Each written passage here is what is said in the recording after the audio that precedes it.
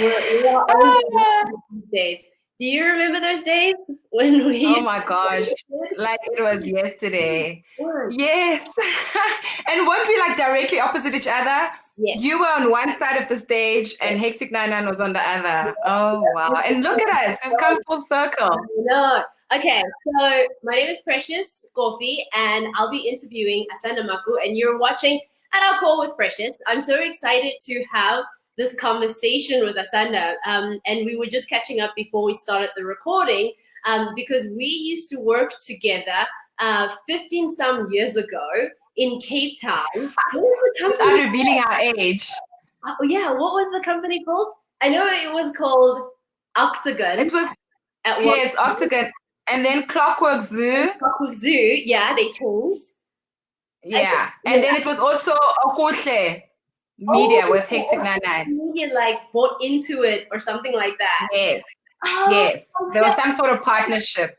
We were like what, teenagers, like coming into Oh my gosh. teens, early 20s.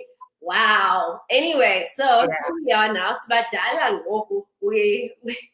We have lived Yeah, we've grown. A lot has happened since. a lot. We've lived life, partly Mhm. grew up on television, and we are now at a space in our lives where we're mothers too, and we also happen to be single. I don't know why I had to say Right? single. Yeah. It's like we're advertising the fact that we're single. I know. This is more like, yeah, we single by the way. Hey. Okay, I okay. love it. Okay, so Mhm. today's show we titled Love in Time of Cholera. Of course, we stole the title from that movie, which I cannot remember now. Live in It is love in the time of cholera. You just said it. And then we in Corona.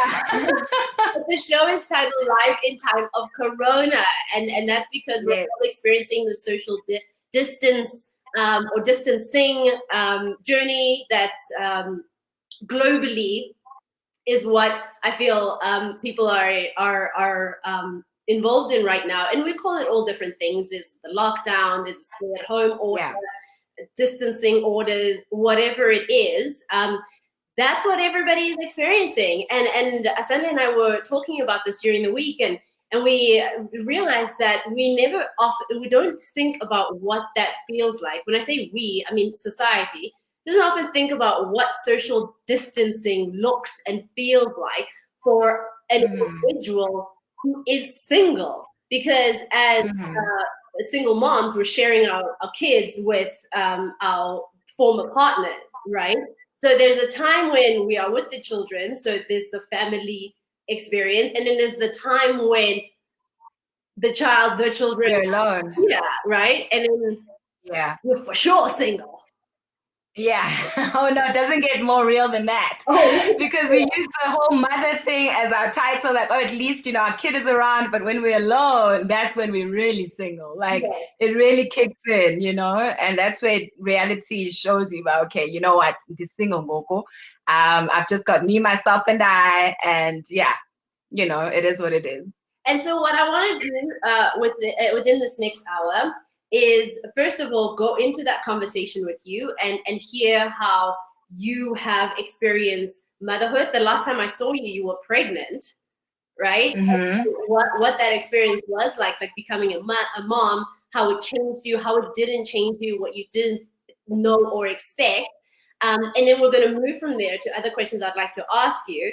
And Okay. within that experience too, at about 20 minutes or 30 minutes from now, we're going to open it up for those who have joined us to either comment or question or just interact with us on this topic, whether they are single or not, right?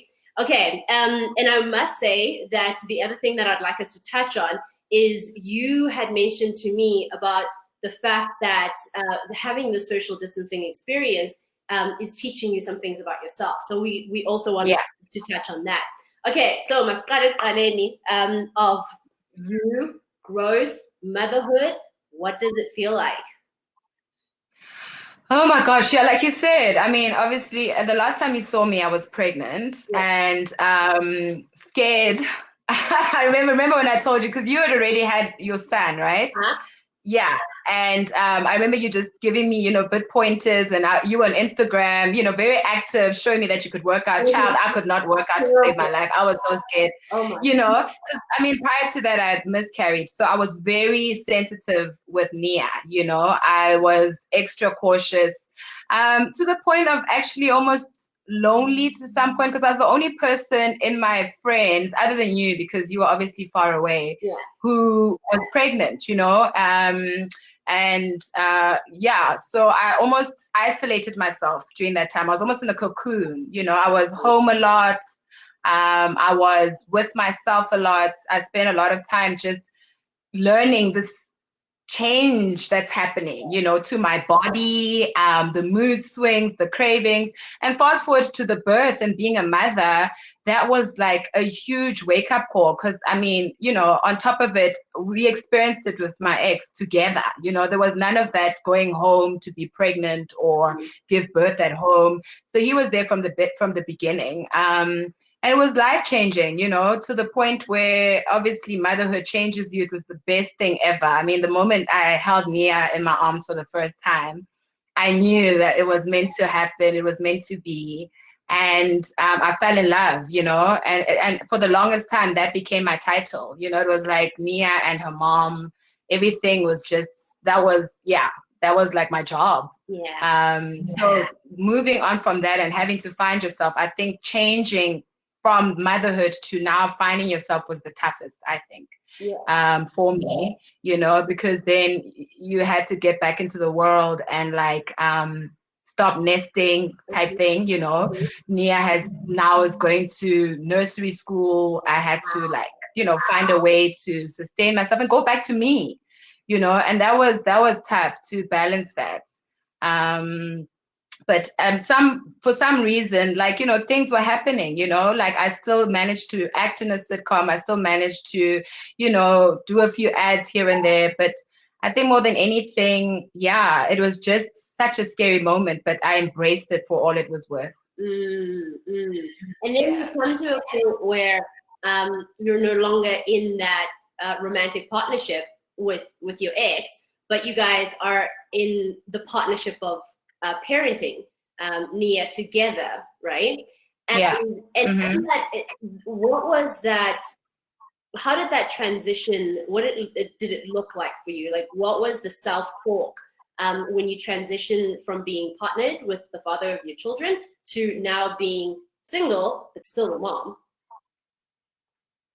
I mean, obviously it was tough, in the beginning, because, just not getting used to that, like being partners and being parents as a whole, but now having to co-parent and share that like time, you know what I mean? I mean, at the end of the day, still, even when we were in one household, I guess we did have that sharing moment, whether he was traveling and then I had to be home, or vice versa. But now it took a whole different dynamic, because then we had to literally make it a priority more, in terms of, really splitting that time for Nia to have that time with me and also have that time with her father. Because I feel like a girl child is just as important. I mean, even now she's predominantly with him.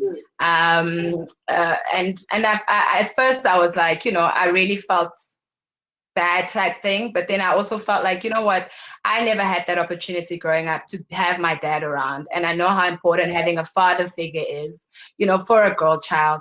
And yeah, so I almost embraced it and allowed it to happen as it is and let it flow. I mean, in the beginning it was tough, but like now I'm at a point where I had to just let it go and take it for what it is. And so it has been good. I mean, you know what, I've still talked to her. We video call every day. She comes, we visit, and I mean, of course, now under the quarantine regulations, she's with him. But yeah, it's working out. I think I respect him for stepping up and taking on that role. To just be there for her, and and yeah. Well, I also just work on myself and do me for a bit. Yes. I love that you mentioned the importance of her having this experience with her father. Like, building the closeness and the relationship Yeah. and all of those things. And I say that because for me, I had a father in the house, but he was also quite emotionally absent, right? Mm-hmm. And, they say that a child learns, a female, so a girl child, learns how to be loved through her first relationship with a man, which is really your relationship with your dad. So Yeah. I'm so glad that she's in a space where she's like actively experiencing like a present love, because that can only be positive for her as she chooses the men that will come into her life. Yeah. And then I think back to that time. Do you remember that time where I slept over at your house? And it was December. It was Christmas Day. Yes. Tell me if you want me to stop before I continue. Keep going, keep going. I'll tell you when to stop. So yeah, we went out drinking at Monte Casino. yes. My mom learned for the first time that I drank once upon a time. Yeah. Anyway. Yeah. And it was, oh, child, we needed it. I remember that time. And we were alone and we're in Joburg, scary place. Christmas doesn't get more lonelier than Joburg in Christmas. Like, if you're alone, yeah, it gets so lonely and isolated. But yeah, we needed that drink, Mom. yeah. It was such a wild experience. Like when I think back to it, I'm like, wait, what was going on that day? Yeah. But I remember when we talk about how we learned to love, right? And how that maybe rolled out and helped us decide the kind of men that would then enter into our lives. And for me personally, I remember that night I was having like some romantic crisis with someone, and I remember we won't mention any names. We won't mention any names because Lord knows everyone knows who he is. Anyway, yes. I was having a thing, and it was like I can't even remember the problem now, but it was some problem that felt really big to me at the time. And you were helping me through the problem and like helping build myself up of like, you are okay, you are great, you are better than this, and all of those things. Yes. So, thinking about that experience, as you've said, it felt isolating because Joburg in December, if you're not from there originally and you haven't gone home for whatever reasons, business or otherwise, is a very lonely experience. It can be such a lonely experience. So how are you then living and handling and even thriving, being at home on your own with your daughter not there and without a significant other or family to connect with? Oh my gosh, I won't lie. The first week was tough. And you're talking obviously about, the whole quarantining and isolation, right? Yes, because prior to that, I could see Nia, I was working, I was traveling. So I didn't feel that isolation until like the first week of it. And I won't lie, it was tough. Oh my gosh. Because now I literally was forced. I mean, first of all, I was scared because my job requires me traveling. And that was uncertain. I'm still scared because I don't know when that's going to happen again, and at some point I was living like in fear. My anxiety had skyrocketed. I don't know how I was going to, get by. I don't know what I was going to do. But then as time went on, I just started releasing it, because it was not just me going through this, because I'm so used to me just on the hustle and anxious and all of that. Yeah. But when the rest of the world is at a standstill, you're just like, well, who am I? Like, yeah, this is for everyone, and it just made me realize I just need to stop, surrender And I think that word stood out the longest, was just surrender, let it go. It's beyond your control, and, you know, embrace it for what it is. And until I saw your quote, actually, that you Instagrammed, like, trust the wait, embrace the uncertainty. Yes, and what else did it say? And like, enjoy the beauty of becoming.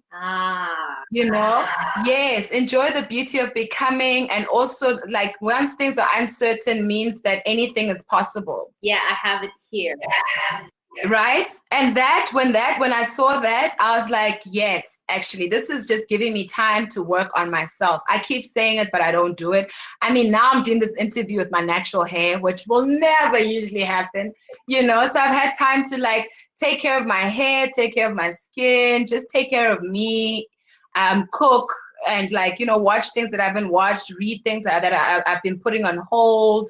You know, for instance, that Artist's Way, I think I was only on week 6 or week 5. Now I've gone back and I'm actually like, okay, I can actually finish this, you know, because I always kept it on hold. And so it's just giving me time to really just work on myself, you know, as scary as it is, but I can't control tomorrow. And I think that's what this whole corona pandemic has taught us, that we are not in control, and we just have to sometimes, you know, let it go and just surrender and just allow things to work out the way they're supposed to. I want to refer to 2 things that you mentioned. So the first thing that you make in the quote, it's not my quote. I just don't know who the author is. Yeah. It says, yeah. I meant, like, you posted it. Yes. Yeah. So it says, trust the wait, embrace the uncertainty, enjoy the beauty of becoming. When nothing is certain, anything is possible. Anything is possible. When I heard that, I thought, even the good things. Yeah. Even the good things are possible. Yes. And I'm totally. Yeah, like, I'm so glad that you embraced it, because whenever I do post, I always just hope I hope this matters to someone other than myself. I hope so. Even if it's one person, I'm happy. I'm really, really happy. And then the other thing you touched on is the fact that you now had time. Yeah. And we're not, what I want to make clear is that we're not moving away from understanding that this is a tragic experience for many people around the world. And there are those who do not have the privilege to be able to self-isolate in a way that can care for their mental, emotional, physical well-being. We didn't understand that.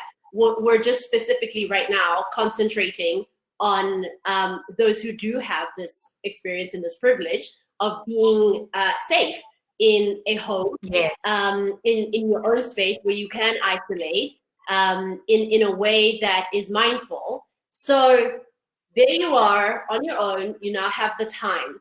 You have the time to finally read The Artist's Way, which I sent you like ages ago. I'm so glad. I know. But it's a whole coursework. That book is deep. The stuff that you have to dig out is hectic, you know. But it's like a course. It's like a full-on course on life. But I love it. And you will benefit greatly from it. So you have that time. Tell me if you experienced this within the time, because just like you, I use my time very wisely. So I also share my children with my ex, and they're here part of the week. They're with him and his fiance part of the week, and it works well for us. But I realized that in the time for myself, when I was doing all these good things, I also had that bit of anxiety, and even to a point of feeling lonely. I was like, you know, looking around like, hey, Akomdu, like, there's no, and by umdu, I'm talking in the masculine, you know? Yes. Well, I'm not gonna go there. Maybe I should have stayed married until this point, you know, so that there could be someone in the house with me. And it's not that I don't enjoy my own company, I do, but then there's, like, you know, that time where you're like, I'd like to engage with someone, I'd like to heaven's sake, I'd like to hold someone. I'd like to be held. And when was the last time I felt physical touch from a man? Yeah. All of those things. Did you ever get to that point yourself? Well, you know.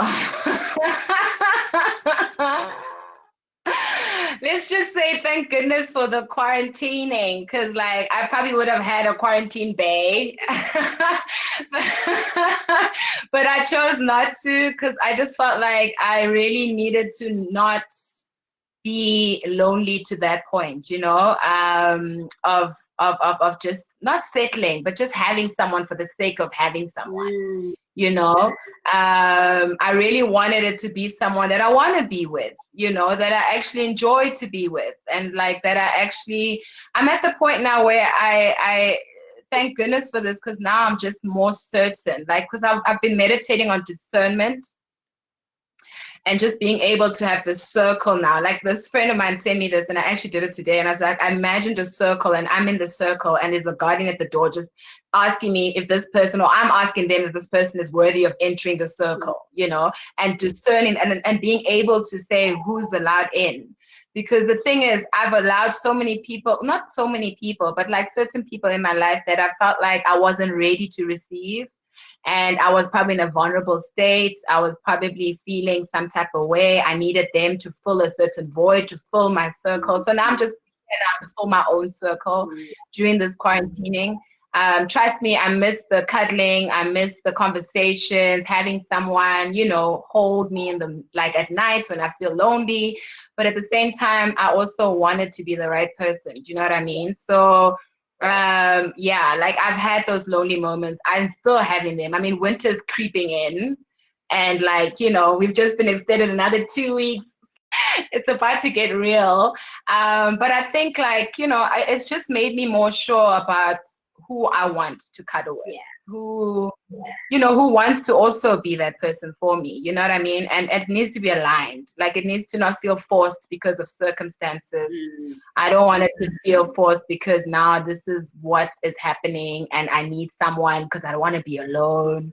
You know, this is what it is. I need to be alone. This needs to happen. And like, hopefully he's on the other side of this.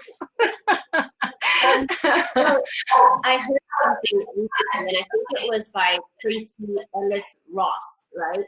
And she had said that she's at a point in her life where she sees herself as a human being and sees her life in its fullness, independent of a man.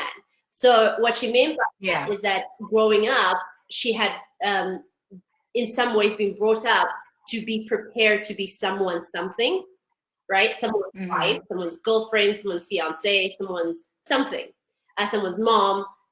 But she didn't feel that she was being prepared to be someone in her life. So I'm paraphrasing her words, but like she wasn't prepared to build her life as herself. She was as an individual first and independent. Yeah. So true. I mean, I could relate to that, you know, like I also it's strange. Like for the longest, I've always almost been this person that, like, you know, became independent quite quickly. Like I stayed alone fairly early in my life. Like even, I mean, that time with Hectic Nine and I was staying alone. You know, but I think in terms of relationships, true, you know, I just thought, oh wow, the moment I get into something, that's when I lose Asanda. Like Asanda stays at the door and now I'm part of someone else. This is me fulfilling their needs and, you know, sort of mine at the end. You know what I mean? So I lost myself in that process because I also thought the moment you find a man, it's about that unity and building a home and building all of that, but it was never taught me to still be an individual and still be independent, you know, and still have my own dreams and still pursue that. Although I was trying, but I think I always put my needs secondary. I always put, you know, what Asanda needed secondary, and I never put myself first. Like I always put everyone else's needs before mine. And because I just thought that's what it is, you know. I've seen women in my family do that, you know, and yeah, so now moving forward, I feel like that shouldn't ever be compromised. You shouldn't compromise yourself. You shouldn't stop dreaming. You shouldn't stop living. In fact, I was actually watching now an interview with the femme, and she was also interviewing Felicia and her husband. And when he said, you need a man that's self-actualized, you know, that is within himself and can allow you to still also be you. Not that I didn't have that, but I think it comes from within as a woman, you know, to allow yourself to be independent and still do you, you know, even though you're part of a partnership. So I think moving forward, that's going to be my biggest lesson, is never to let go of me and to continue dreaming, to continue pushing, to continue striving, and have a partner that will embrace that. Yeah, that's wonderful. Thank you for sharing Yeah. in that way. Let me take a look at Yeah. We're going to, in about 5 minutes, open it up to the floor. So if there's anybody who has either a question or a comment or has something that they would like to add to this conversation, and I'm also aware that this is live on Facebook. Unfortunately, on Facebook, I cannot read the comments right now, so you'd have to click on the link and jump onto the Get Vocal platform for us to be able to engage with you directly. So you can, if you want to come up and join in this conversation with us, and add the part that you would, that is sitting in your heart to add, you just grab a spot on one of the 2 spots that are available, and chat and come and chat with us. Yeah. From what you were saying, what I picked up was that being confident or growing confidence in yourself as a woman does not mean that you do not want partnership or to feel that kind of love. It doesn't mean like you're independent of those needs and those feelings. It just means there is a certain self-fulfillment, right? Yeah. Oh, totally. I think, you know, I mean, that old saying, like RuPaul, if you can't love yourself, no one else will, type thing, you know?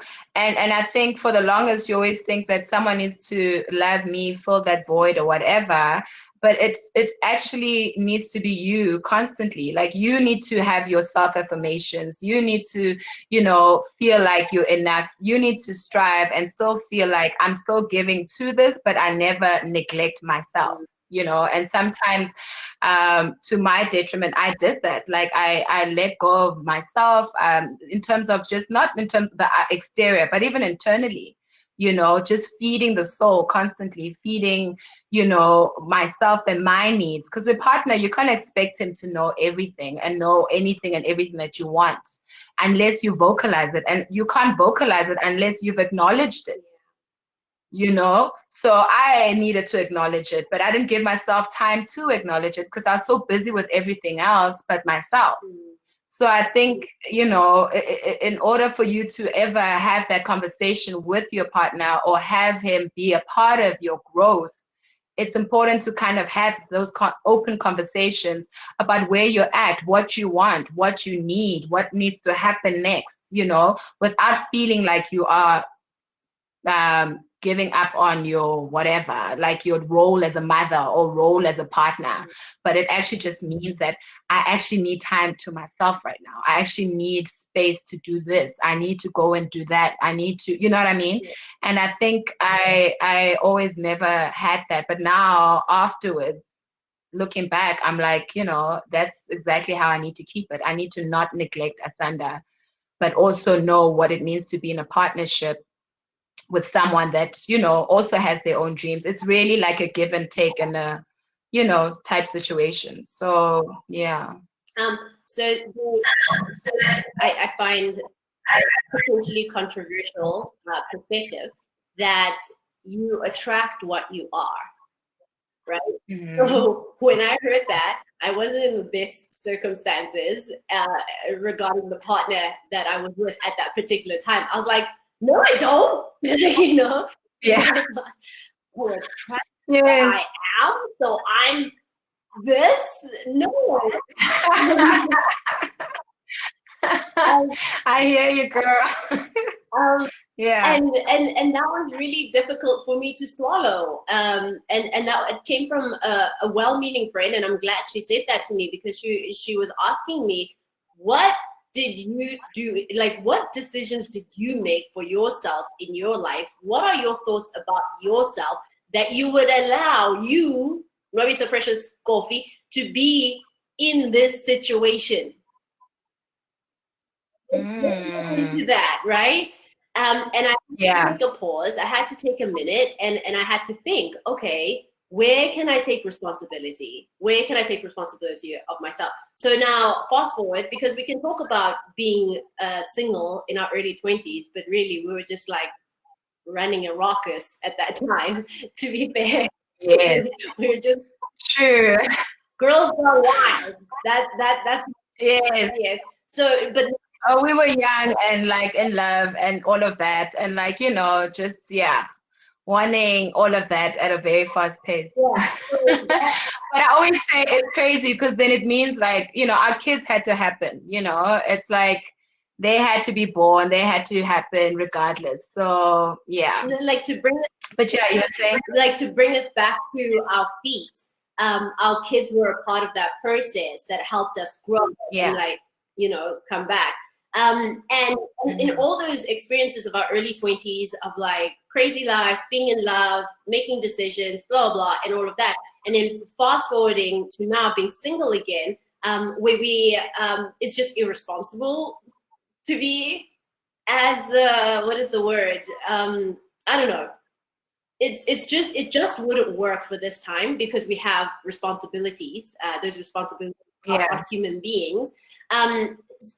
And then now looking into this thing that you've touched on, not betraying yourself when you enter a new partnership, right? There's a lot of fear that I experienced, and I didn't even realize that that fear was still in me because heaven knows I've been working on me for a while now.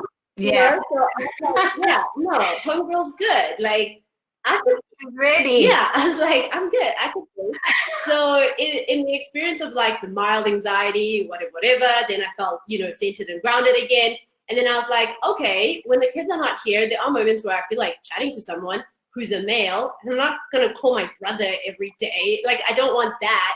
No. I want kind of masculine energy. And yes, I talk to my ex-husband almost all the time, but it's not, you know what I mean? It's not what I'm looking for. Oh no, you're not flirting with him. You're not like talking about it. Yeah. Like we're friends. So then I thought, online dating. Online dating. Ooh, girl, how are we going there? Have you done any online dating? Oh wow, I don't remember this being part of our questionnaire.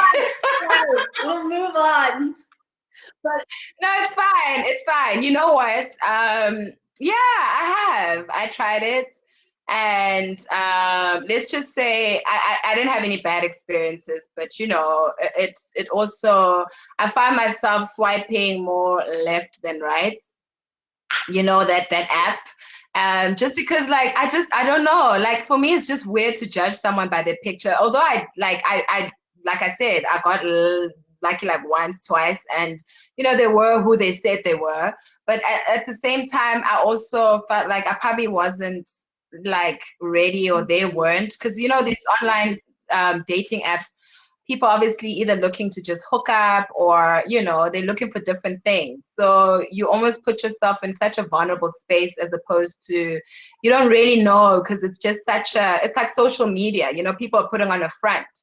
And until you really get to know them. But like, I mean, I really had a good friend who is a friend now from that. And like, we just realized that we actually better off being friends, So I wouldn't say anything against it, but it's just not for me. Like, I realized, this texting and people telling you what you want to hear, and it's just also not cool. I hear you. I have had similar experiences on online dating. And before we continue, remember again, if you want to join the conversation with us, go ahead and grab a spot and do so. But, oh, wait, is this another Asanda? What's going on? Okay. I was like, who's that, another Asanda? Yes. Who's that? Hey, Asanda. Hello, Precious. Hi. Gama, hey Gama. Malagama. I absolutely love this conversation that you guys. Not that I am single, because I mean I do have a Mr. Man, but there is something that I shared with my sister actually recently. It felt like an epiphany to me. I was like, yeah, Dionela, I've noticed that this guy, we've been together for like six years, I think, and we have a boy together. And he tells me what to do. Like, okay, today, this is what we're gonna do. Today, we're gonna go for a walk, and then we're gonna go do this and that. And I'm like, where the hell? I mean, you don't ask me. You can tell me. This is the itinerary. What's happening? And then I had to think back. Before, when we started dating, like earlier in the relationship, he used to ask me, what are your plans? That used to be his question. What are your plans for today? What do you plan on doing? And then he would then, depending on what my answer was, suggest something. But here's what I used to do. I don't know. What do you want to do? Every time he asked me, so what are your plans for today? What do you want to do? I don't know. I don't really have any plans. I'm thinking I have a hair appointment, but hey, that can wait. I planned on seeing a friend, but that can wait. What do you want to do? We can do what you want to do. And then over the years, he stopped asking, what are your plans? And started making suggestions, because what girls answer? I don't know. What do you want to do? Yeah. That's what it looks like. Abandoning yourself looks like you canceling your own plans, because now what you don't want to disappoint, oh, let's do something together. Oh, he wants to spend time with me. Valuing your partner's time more than you do yours. Like, my time is nothing. My plans are whatever. I can change them. Let's do something together. That's what abandoning it looks like. And I've also been thinking, I've never had a bed to myself, like, since I was born. I have never slept in my own bed. I mean, growing up, obviously, siblings and cousins, like everyone staying in one house, sleeping on the floor and all of that. And then when I started working, rented my own place to come and stay with me because of circumstances, and now she's sharing a bed with me. And I have children, they sleep in the same bed with me. And now I've got this partner. I'm in the bed with him. I'm thinking, Mother, when is my time? I want to have my own bed. I want to have my own bedroom. I want to have my own space.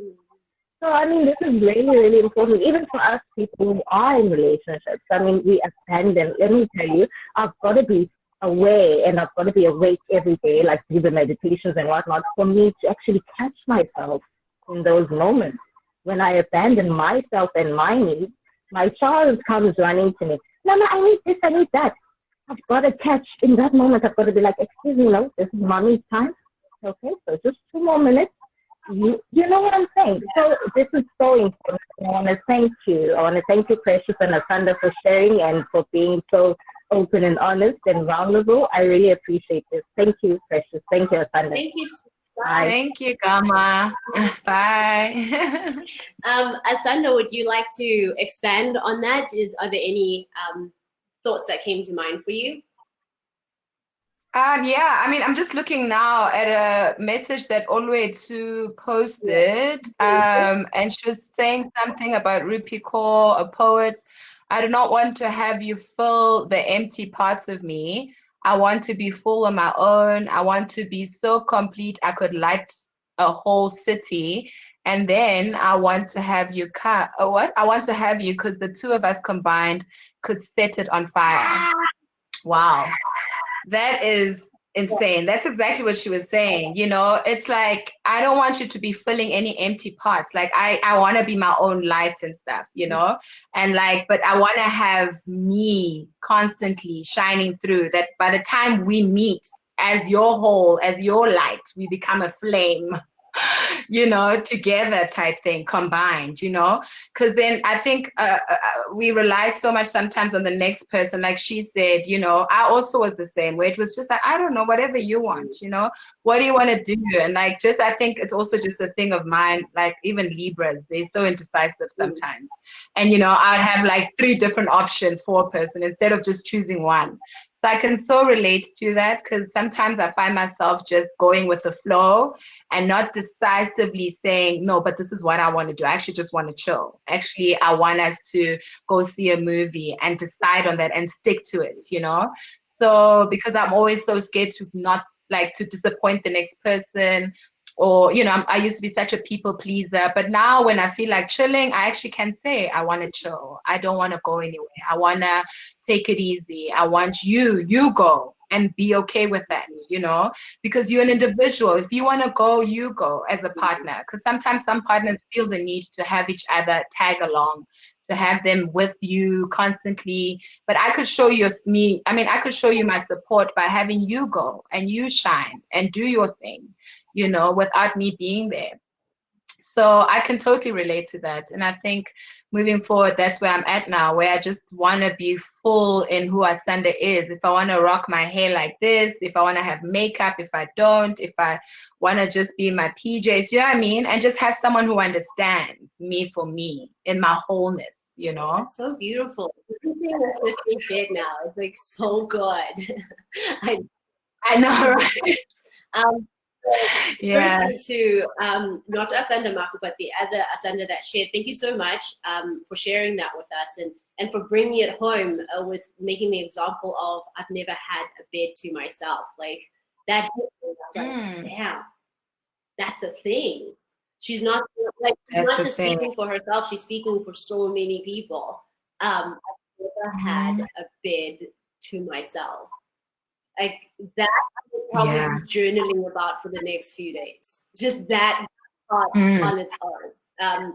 And what Olwetu has said, I want to read again, like, you know, for myself personally, because we spoke about, you know, online dating and being partnered, not being partnered, and all of that. And what I've recognized most recently is that I needed to get specific, one, with who I am and who I choose to be, right?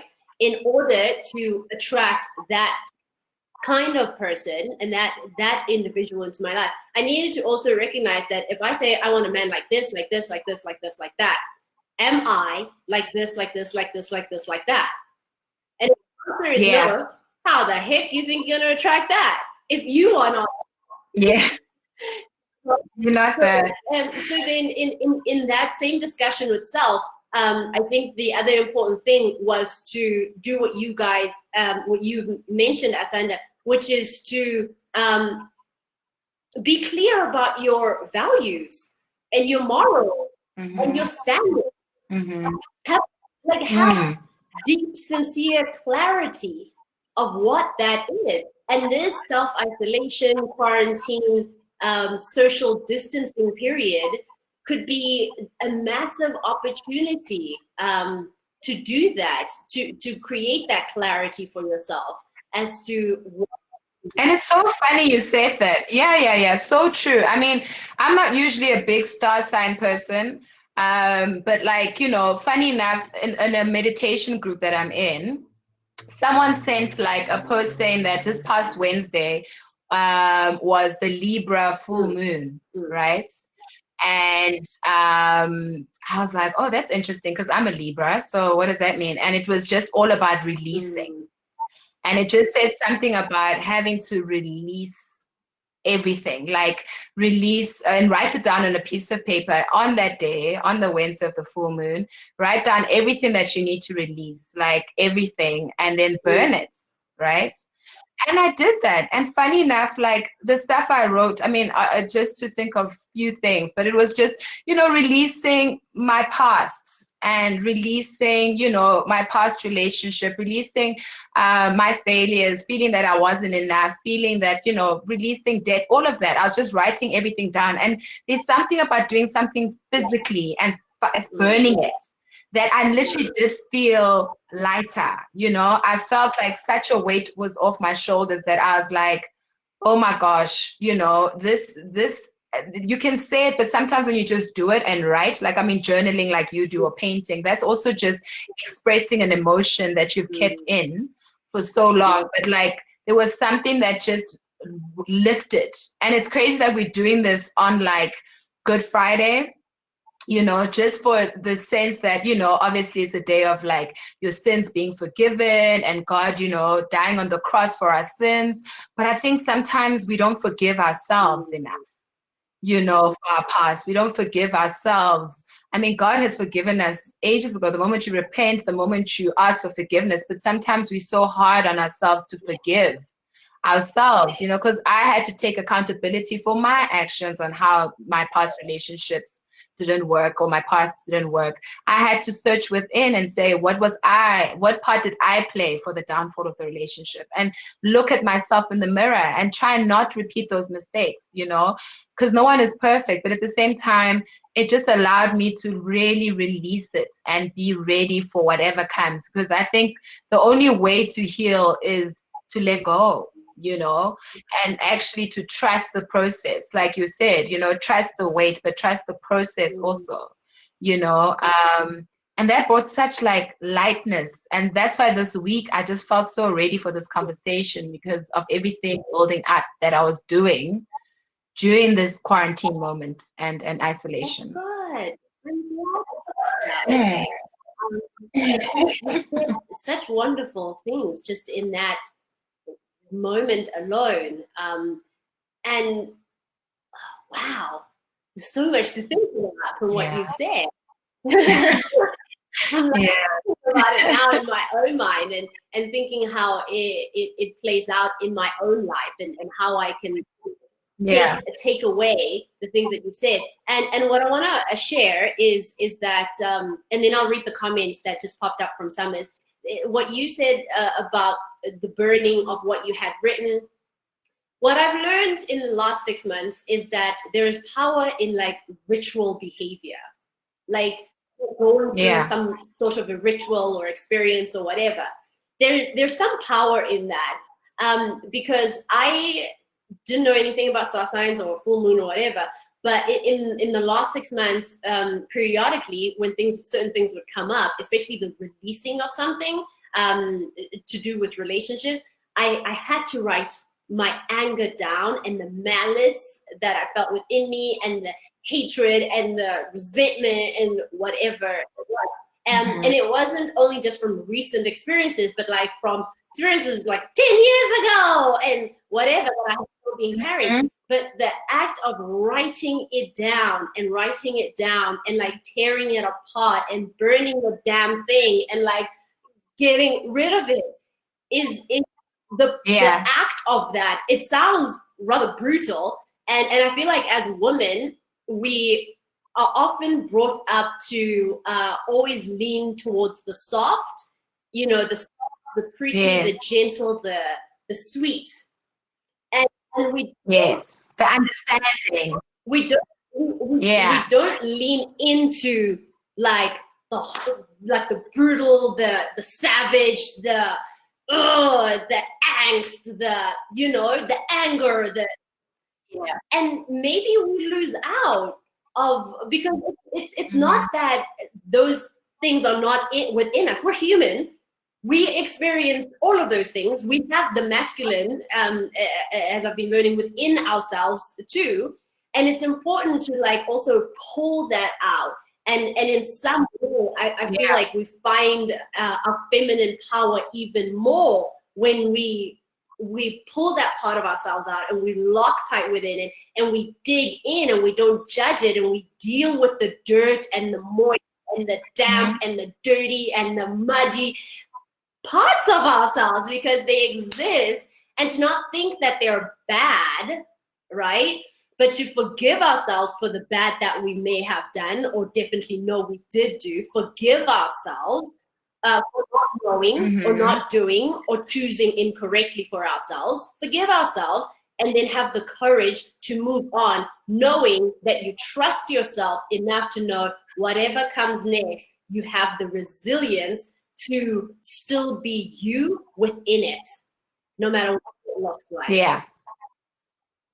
Oh, totally. I think that's the thing. And that's why we hold each other, well, as women, we hold back and trusting again or loving again, you know, because no one wants to get hurt or feel some sort of pain again, or, you know, and allow yourself to be that vulnerable. But like, people get vulnerability and weakness twisted, you know what I mean? To be vulnerable and open to loving again is such a, it's actually such a courageous thing, you know. It means you're stepping out with all like the walls down and trusting that next person with your heart again, and like allowing yourself to be vulnerable doesn't mean you're being weak, you know. Even if that person hurts you again, it means that, like you said, you built that resilience to know that this is not even about me. And instead of internalizing it, you externalize it to make it seem like, not make it seem, but allowing that person to express their emotion and saying, you know what, I'm not happy in this, I don't want this, and you let them be, because people need to live their truth, you know what I mean, and choose their happiness. And sometimes it comes at your pain, it comes with pain, you know, for someone to decide that. But at the end of the day, it's because you've allowed yourself to feel and like to understand who you are first within that relationship or that situation.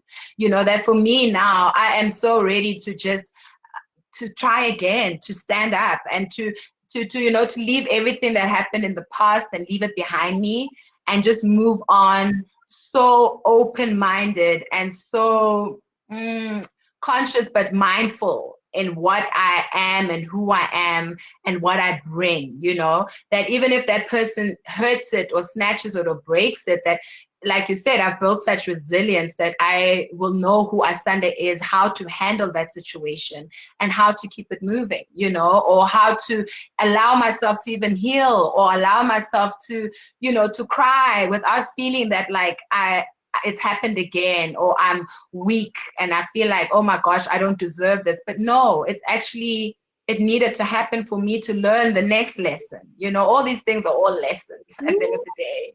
You know, what we knew at 27 and what we know now at 26 to what we know now is different. Even with that relationship, there are situations that I wish I could have handled differently. But because I was young, I didn't know any better.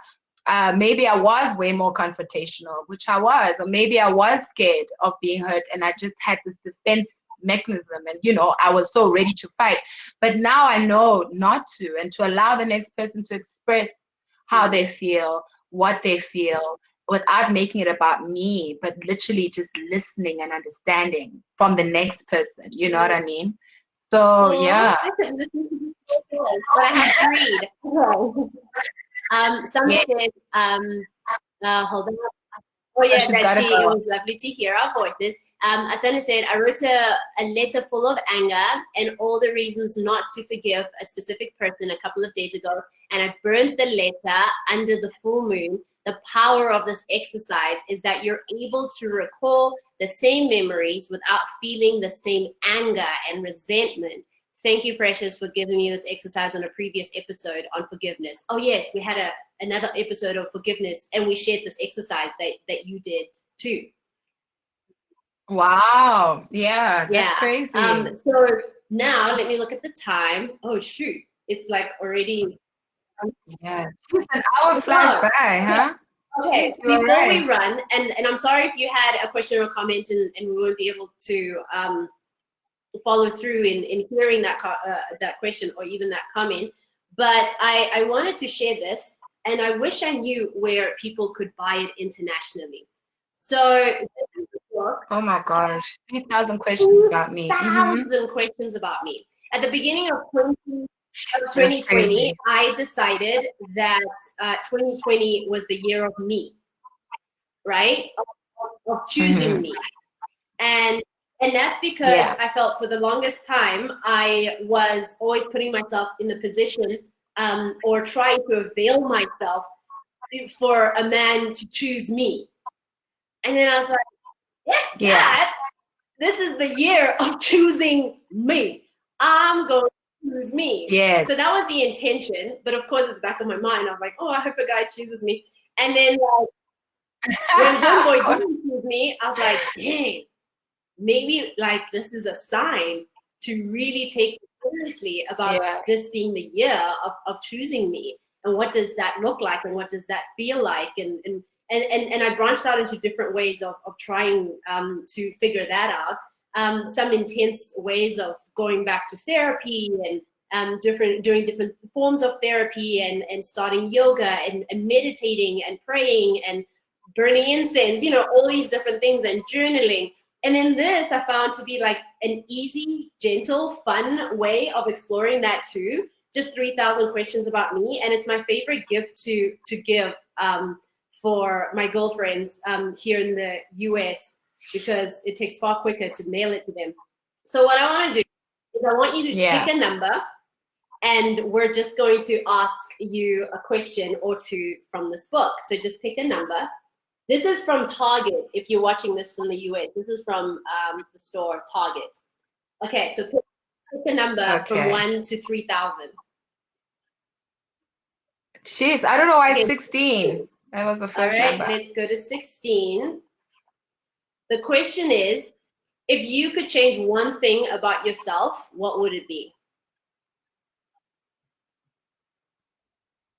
Oh my gosh. Oh, like internally or physically? Anything about yourself, what would it be? I think that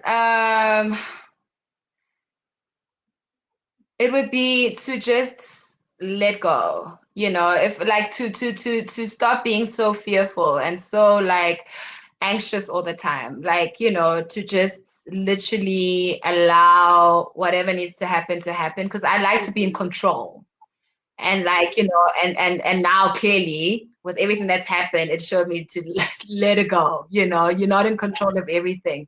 So that's one thing I want to change. I want to control each and every aspect. And I think now it's, I would want to change that. I would want to be more spontaneous and just let things be and literally let my guard down and just trust whatever needs to happen to happen. Thank you. I'm trying to see what my answer. Can I choose one more number? Yes, Can I choose one more number? Okay, 2,450. How do you even write that? 2,450. Okay, I think I'm 2,430. I just thought I'd go high. Are you sure you want this one? So the question is, have you ever been dumped? Oh my gosh, really? Did I have to choose that? Wow. Well, I mean, well, yeah, I guess, you know. On that note, thanks, Precious, for having me. What a way to go out. I'll stand in solidarity with you, because I'll tell you what, prior to moving to the US, I was like, no one will ever dump me, like, okay. And then post-divorce, I dabbled in online dating at the beginning of the year. And I met this guy, he was a dream, lived in Hawaii. I was like, I'm into homeboy. And we would text nonstop every day, every minute. Like, he would be in between meetings, sneaking in a text. Like, everything was good. Like, at least I thought. Anyway, so like phone calls through that night. Don't be like, it was I thought, like after divorce and then feeling maybe I'm like unworthy or unattractive or not good enough or whatever. So this was like a little, I don't know, confidence boost for me. And this was the lesson in this. So some time goes by, not very long, but I was like full in. He clearly wasn't. Homeboy dumped me on text and just said, found someone else. Cheers.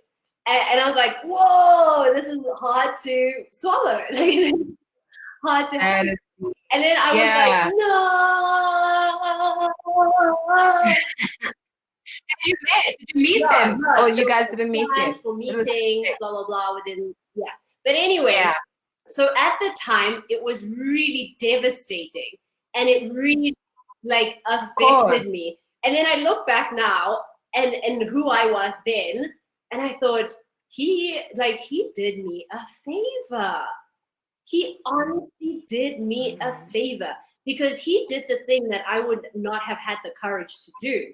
One, I was half of myself with even that, and I was holding on to him to like build this life for me that I didn't feel that I could create for myself. So all my dreams and hopes were on this person whom I'd never met, plus psychotic, and so like all of it was on him. And obviously a person is not an idiot. You can feel this even though it's not articulated.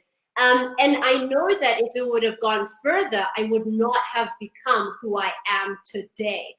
Because I would have held on to keeping that thing going.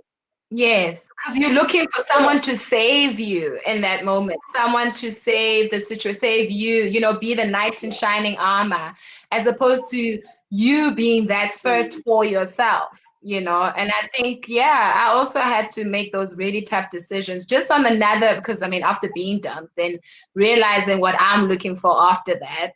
And having to make those hard decisions when you do have someone who can be that to you and more, but you're not ready for that because you can't do it for yourself yet, you know, and you just want to do that for yourself and prove to yourself. Because after that breakup, I thought, oh my gosh, what am I going to do? Where am I going to go? How am I going to survive? And, you know, now here I am. I'm surviving. I'm okay. And I want to keep that, you know, for the longest, and remind myself that I can take care of myself, that I can be okay without having to have the next person and put that burden on them and let them be the knight in shining armor and me be this damsel in distress, you know.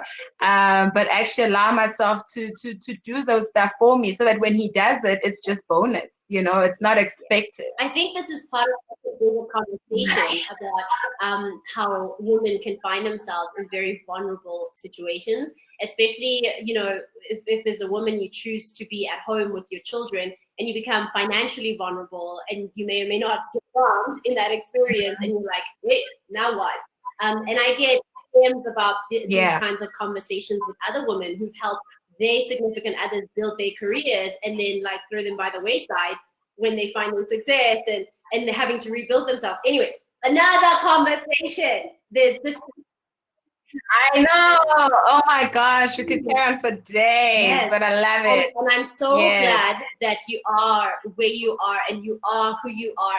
And I want to leave you with this too, and for every woman who will watch this and is watching this, that we're not surviving, we're thriving right now, right? Because the energy of survival is grasping, right? The energy of thriving is being pulled towards your calling. So for us all to remember that, that we're soaring, it's flying. Yeah. Thank you so much, Asanda. It is. Oh, thank you. Oh man, you know what? I'm actually a bit emotional. Actually, I had tissues here, but like, because we started off laughing, just in case, because you know we've come such a long way, Presh, and I'm so proud of the women you've become. You know, and to have been part of this journey, I just knew you'd come back full force, the Precious that I know you to be. And I am so, so proud of you. And friend, like, you know, keep thriving. I'm with you. I'm behind you. Also just gliding, trying to fly, you know, because after this whole cocoon, you know, we're going to come out looking like butterflies. Okay. And, you know, so I am so happy to have been part of this conversation. And I think, yeah, we were both just ready. And I think everything just happens for a reason. And it's so sentimental that it happens on like Good Friday. Because, you know, it just means that it's all goodness, you know, it's just, we're not talking from a bitter place. We're not talking from a place of resentment. We're not talking place of hurts, but a place of hope and faith and joy and fulfillment and, you know, enlightenment. And I just, yeah, this was really good. So thank you so much for having me. Thank you. Those are the best words ever to end the show on. All right, so we'll be back again next week, Yeah. 8 p.m. South African time and 12 p.m. Mountain Standard Time. And the topic is going to be about how to use the power of your thoughts in creating the life that you desire. I'm so excited for that. Thank you, Hassan. Yeah. Bye, friend. Bye, friend.